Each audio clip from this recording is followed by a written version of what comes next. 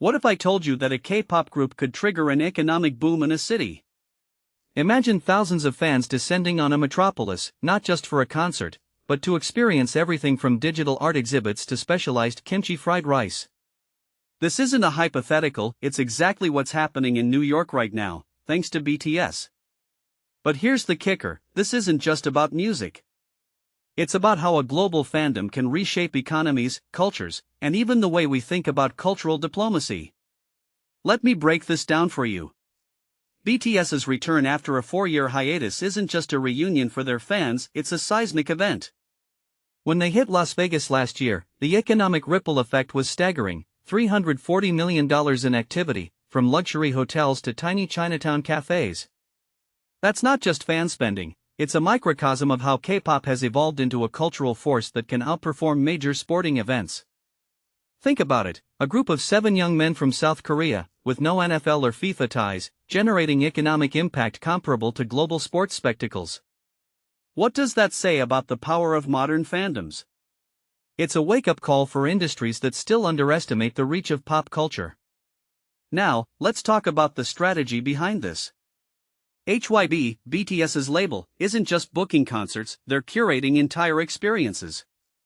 Take Manhattan's Koreatown, which is preparing for a surge of fans. But this isn't just about selling merch or tickets. It's about creating a cultural bridge. Fans aren't just visiting restaurants, they're engaging with Korean beauty products, trying desserts from a South Korean bakery chain, and even customizing light sticks.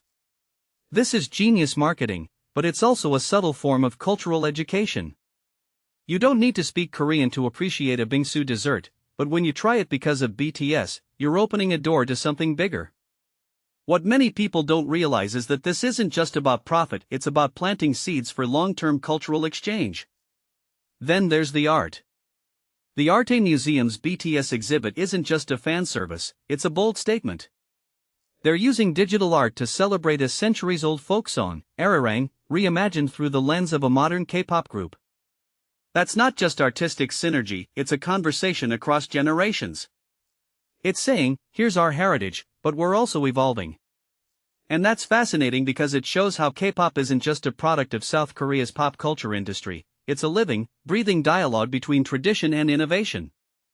What this really suggests is that BTS isn't just a band, they're cultural ambassadors, whether they want to be or not. But let's get real for a second. This isn't without its complexities. When a restaurant like New Wonjo creates a BTS-themed menu, is it authentic, or is it just capitalizing on a trend? Jacob Baek, the art director, argues it's rooted in Korean culture, not just slapping a logo on a dish. But here's the thing, when a fan like Angela May, who's been a BTS supporter for 6 years, tries bingsu for the first time because of the tour, is that a genuine cultural connection or just a marketing gimmick? It's a delicate balance. On one hand, it's introducing people to Korean food. On the other, it risks reducing culture to a consumer experience. What makes this really interesting is that it's forcing us to ask, can pop culture ever be both commercial and authentic at the same time?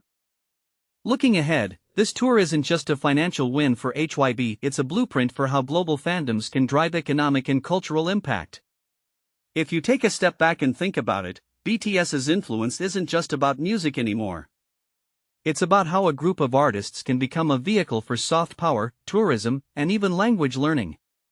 The Korean Cultural Center's efforts to link BTS with language and technology are a masterstroke. But this also raises a deeper question, what happens when the tour ends? Will the interest in Korean culture fade, or will it become a lasting legacy?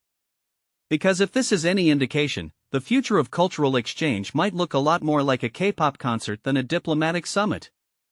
So, what do you think? Is this the new era of global influence, or is it just a passing phenomenon? Let me know in the comments.